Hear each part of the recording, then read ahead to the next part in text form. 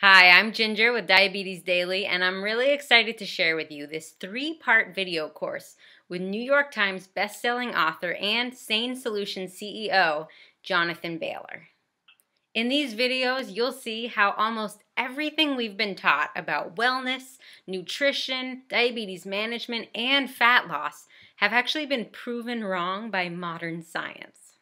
And best of all, you'll get a first look and special free preview of the SANE Solution system, which is actually a complete system that promises to give Weight Watchers a run for its money because it's all about improving the quality of what you eat rather than helping you eat a 1,200 calorie diet of highly processed products. Are you ready? Let's get started. All right, welcome. This is an inside look, inside conversation, exclusive opportunity to hear from Jonathan Bailor, who is the creator of the SANE Solution and the author of The Calorie Myth, which is a must-read book for anybody who cares about what they're eating and trying to lose weight and diabetes management. How you doing, Jonathan? I'm doing great, Ginger. Thank you so much for having me. Thanks for joining us. We need to pick your brain. We're going to do 4 of these videos. So this is the first one, and in this video we're talking about dieting myths that have really been holding people back from succeeding in weight loss goals and health goals. So I know it's going to sound a little bit silly, Ginger, but I'm so thrilled to be chatting with you and with the Diabetes Daily audience because in some ways the individuals who have been afflicted with diabetes have an advantage. And I know that's going to sound a little bit weird, but sometimes when people say to me, Jonathan, this is just like overwhelming when I talk about sane eating or healthy 2.0 or this whole new era that's being ushered in by modern science. And I say, honestly, if you want to avoid adult onset diabetes, you just need to eat like diabetics eat currently to avoid their diabetes from getting worse. So, I mean, I totally understand, and we'll get into the fact that a lot of the medical community is still advising diabetics to eat, for example, an abundance of whole grains, which we can talk about. But there is a bit of a bright side, which is I'm hopeful that a lot of what we're going to talk about is going to seem less crazy to a lot of your audience because they're already consciously eating. They're already seeing what certain foods do to their insulin levels and their blood glucose levels. So when we say that a slice of whole wheat bread may spike your insulin greater than a Snickers bar, they're not just going to say, this is crazy talk. I mean, they've experienced that. So I know that sounds silly, but you... not at all. I mean, I talk all the time about how sure, I would love to be cured of type 1 diabetes. I would never turn down a cure. But at the same time, because of my diabetes, I'm so much more aware of my health. And you can ignore that. You could not use that to your advantage, but you could also use that to your advantage. And that's true with any type of diabetes. And there is research now that shows that 60% of type 2 diabetes is highly connected to a person's lifestyle, whereas the 40% is more genetic issues. So, what you're talking about is crucial for this country, for everybody on the planet. I think the other advantage that diabetics have is one of the key myths I want to debunk in today's session is this idea of just eating less or calorie restriction or just the whole concept of dieting that's been put upon us for the past 50 years. And the reason that is a myth is because once you start realizing that excess fat gain or dysregulation of your body's ability to balance calories naturally and effortlessly like every other animal on the planet does is much more similar to diabetes than it is to a moral failing. This makes a lot more sense. Let me unpack that just a little bit. Almost everyone understands that people don't just need to try harder to not have diabetes. It's not, it's also not just eat the way you treat diabetes is just to eat less food. We understand that it's a qualitative change. You need to actually change what you're eating because diabetes is the breakdown of your body's ability to automatically balance your blood sugar out, right? At the end of the day, blood sugar is what scientists call a homeostatically regulated system, which means that if you don't have diabetes or you don't have prediabetes, that your body, if your blood sugar drops too low, should take steps to automatically bring it back up. And if it becomes too high, automatically take steps to bring it back down. You don't need to consciously... Prevent it from even getting too high or too low, right? Exactly. Or put it this way, a non-diabetic person doesn't need to count, they don't need to track their blood glucose level in order to function.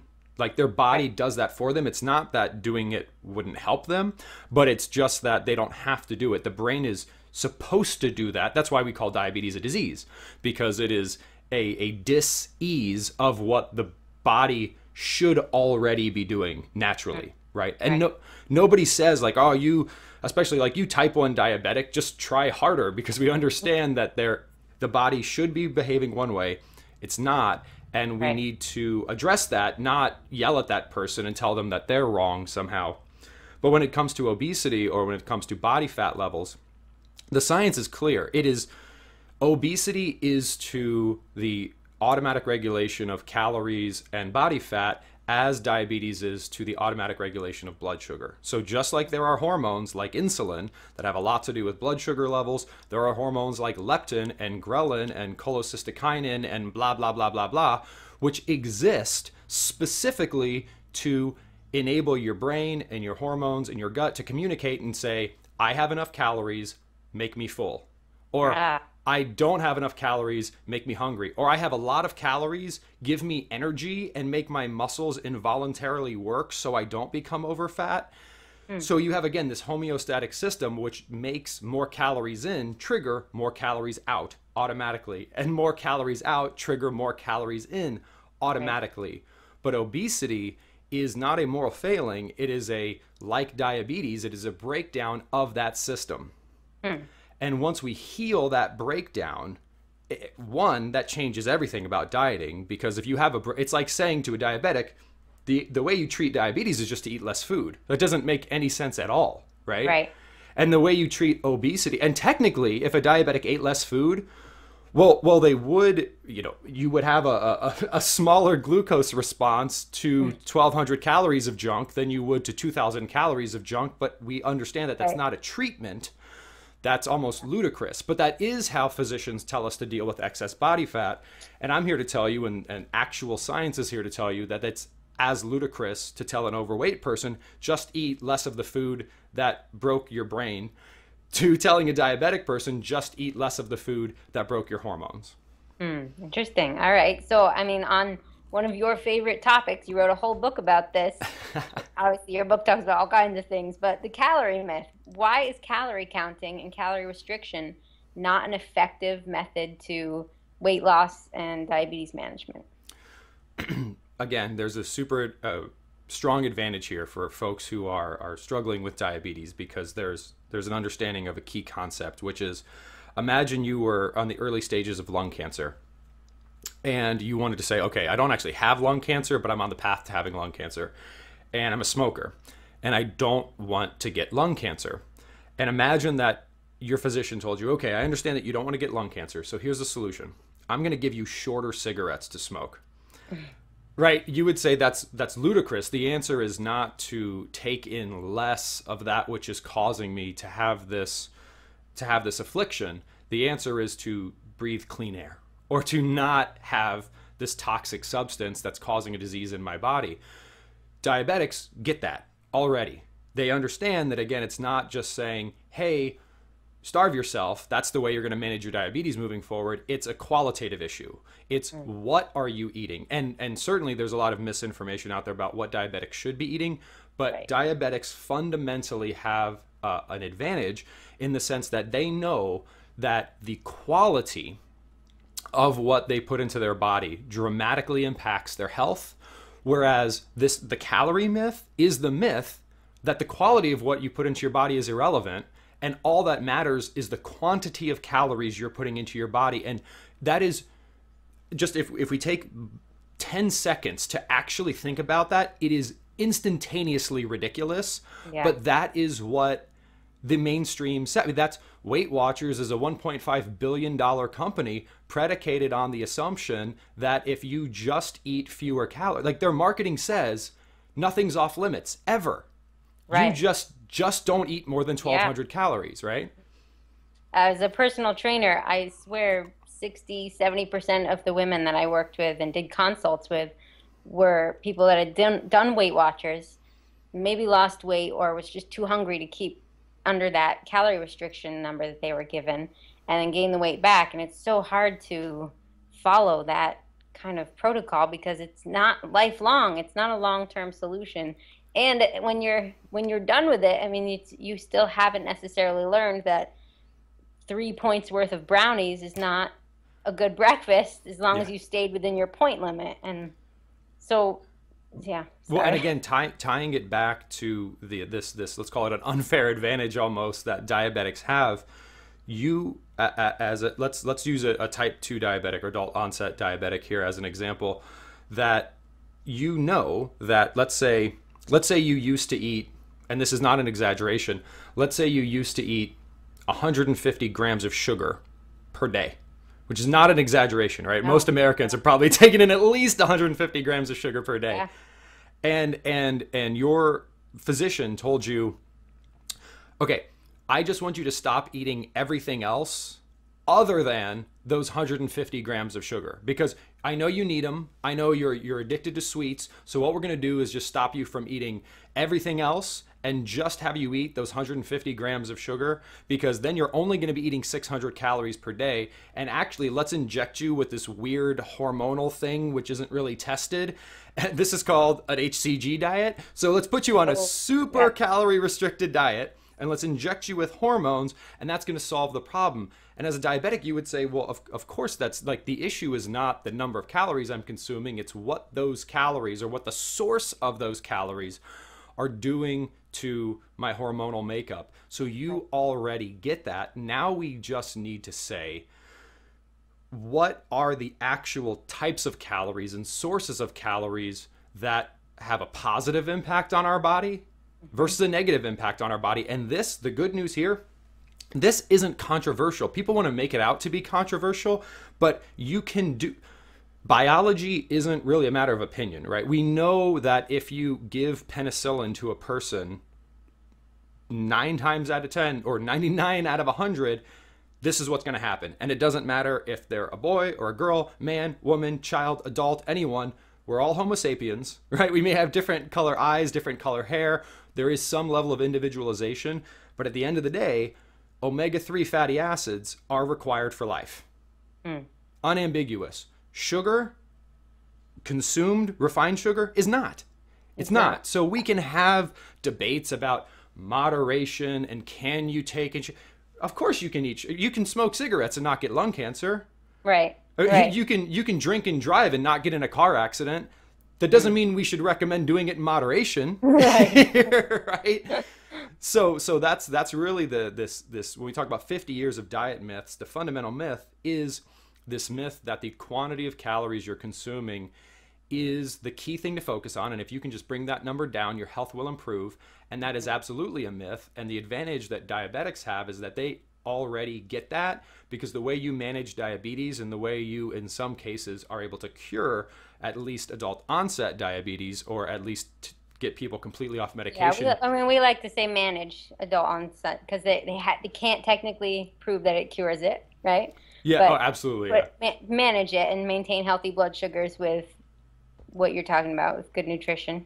Absolutely. And even sometimes we've had people that have gone off medication and things like that, which is, of course, incredible. Awesome. Yeah, is not by, again, just eating less. It's by changing what you're eating. And the same thing applies really to all conditions. I don't care whether it's diabetes, whether it's obesity, or whether it's hypertension. All of those things, they're food quality issues, not calorie quantity issues. Right. And then, of course, you throw marketing in there and you think, well, Kashi cereal must be healthy for me. But if you look at the fine print, aside from the bazillions of chemicals in the ingredients, there's just as much sugar in Kashi cereal as there is in Captain Crunch. Yep. And diabetics often, we all joke about how cereal impacts our blood sugar. And it's really, all cereal is the same. People will say, even the healthy cereals. I'm like, no, there is no healthy cereal. And, unless you're eating like oatmeal, that's just as it was. That's a whole food. but they're so broken down in such poor quality that your body doesn't have anything to do with it besides break it down into glucose and your blood sugar. And it's marketing makes it so much more confusing. Yep. But on that same note of marketing, let's go into another fact, myth is on fats. Fats make you fat. This ties back to that Uber myth, Ginger, which is that it's all about calorie quantity, because most folks, even if they're new to nutrition, have heard there's three sources of calories. There's protein, there's carbohydrate, and there's fat. And they've probably also heard that fat has more calories in it than protein or carbohydrate, which is true. A gram of protein has 4 calories in it, a gram of carbohydrate has approximately 4 calories in it, and a gram of fat has 9 calories in it. So people automatically assume that eating more fat will not only give them heart disease and affect their cholesterol, which we can talk about separately, but more from an obesity perspective and a weight gain perspective, that again, calories are the enemy. So if you eat fat, you're going to eat more calories, which means you're going to become fat. So therefore eating fat makes you fat, so you shouldn't eat fat. Terrifying. But here's the fundamental disconnect with that. Let's imagine, this is going to sound crazy, I'm being sarcastic, that our brain is really smart, is really, really smart, and that we will be hungry. Like, hunger has a purpose, right? We are hungry because we need energy. And clearly we don't want excessive energy, just like we don't want excessive anything, because having excess fat on our body isn't healthy, right? So we would have never, throughout the long history of humanity, and whether you believe in intelligent design or evolution, in either case, it would make no sense for an intelligent designer to design something which effortlessly becomes sick, or for evolution to select for a species which will just eat and eat and eat and eat and can't control it until it becomes 600 pounds and can't run away from a tiger, right? Like, that doesn't make any sense. Right. So let's assume that your brain is smart. And let's assume that you're going to eat until you have enough energy to function. So if, let's say that's 2,000 calories. Let's say you need 2,000 calories to function. If you eat fat, yes, if you eat 10 grams of fat, you are going to be taking in 90 calories, whereas if you ate 10 grams of carbohydrate, or 10 grams of carbohydrate, you would be taking in 40 calories. But if, let's say it's lunch, and you're going to be hungry until you eat 500 calories, you're going to be hungry until you eat 500 calories. So you're going to be hungry until you eat 500 calories. So it's not about this myth that marketers have given to us of, well, just eat a 100-calorie snack pack, and somehow your brain will be like, I don't need those other 400 calories. Right. I was just kidding. I just wanted 100 calories of Oreos. The bottom line is, once you can step back from this idea that our brain is fundamentally flawed and we can trick it and deceive it, and our body doesn't actually need energy to function, well, then it doesn't matter. I mean, it does. We can talk about that. But it doesn't really matter if you're getting your calories from a pure caloric perspective, from a pure calorie math perspective, whether they're coming from fat, whether they're coming from protein, or whether they're coming from carbohydrate. In terms of getting energy into your body, you need a baseline level of energy, and you will be hungry until you consume that much energy. So saying that, well, don't consume it from fat, that doesn't make sense. Like, you need energy, right? So whether you're getting your energy from sugar or from fat, you're going to be hungry until you reach a certain threshold of energy, bottom line. So hopefully you can see that it really doesn't, fat will get you there quicker on a gram by gram basis, but I mean, is that a bad thing? Well, actually not, especially when you figure out that fat has dramatically less negative hormonal impact than sugar. Now it's like, wow, fat is the optimal energy delivery system. Really, to break down fat, and insulin stores glucose as fat. So if you're, I mean, that science alone is like debunks it, but you don't learn about that unless you're diabetic often, and not even if you're diabetic necessarily. People always, I have been eating an apple with peanut butter since I was like 11 for lunch, and my friends will always go, that's all you're eating for lunch? And I'm like, instead of whatever they're eating is, turkey sandwich with 2 slices of bread or whatever. And it's like, this is nutrient dense food. It's an apple and it's peanut butter. I'm getting at least 15 grams of fat. I feel really good and satisfied on just that, because it's nutrient quality dense real food. Absolutely. It's just a funny misconception people have. It's such a small amount on the plate. It looks like a snack. Well, and that's to the point of, so fat is going to pack in more calories in a relatively small space, right? That's why a tablespoon of coconut oil can have 100 calories in it, and that's a tablespoon. And if you want to eat 100 calories of spinach, it would fill up a duffel bag. So it's energy dense, but to your point, Ginger, there's really two things that control, this is an oversimplification, but there's two things that control satiety, or how quickly we feel full and how long we stay full. That's actually the S in SANE.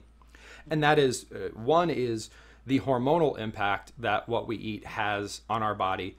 And the other is also the gastrointestinal stretch that it causes. So like if you just were to eat that peanut butter, right, even though that peanut butter is probably providing 90% of the calories in that meal, if you were to eliminate the apple, you probably wouldn't feel 90% as satisfied.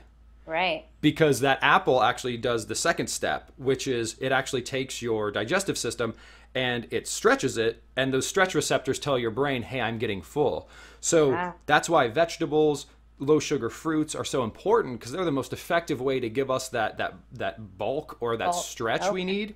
But fat, like you said, it is the most hormonally healthy way, unequivocally, to get energy into our body. In fact, Ginger, some sugars actually have negative satiety. This is why someone can drink 600 calories of a soda and it has no impact. I mean, they're taking in 600 calories and it has no impact. Never feel full, right? Okay. Isn't that amazing? I mean, your apple with peanut butter probably has fewer calories than that in it, but it fills you up. But if you drank a soda, you'd actually be as hungry, if not hungrier, and it's the same number of calories. And why is that? Was high fructose corn syrup doesn't get registered in the brain as food?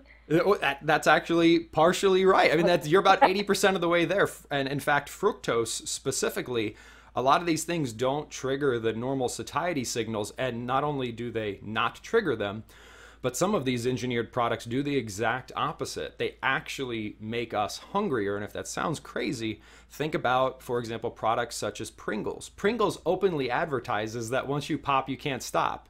Oh. Right? So this is a food which has been intentionally engineered to deliver calories into your body that make you crave more calories. Oh, yeah. So not only can foods vary in their level of satiety, where some have high satiety, some have, let's call it normal, but some can even have negative satiety. So when people sometimes say overeating is the cause of obesity, they're sadly not looking deeply enough, because do people who store excess fat on their body take in more calories than they need? Yes, of course they do. Just like if a team loses a basketball game, they lost because they scored fewer points than the other team. But the question is why? Why are they over-consuming calories? And usually it's not because they're lazy or they're gluttons or they're stupid. It's because what they've been told to eat doesn't fill them up. So they have to eat if you tried to be satisfied on Pringles, you would have to overeat to be satisfied. Oh, interesting. That makes a lot of sense.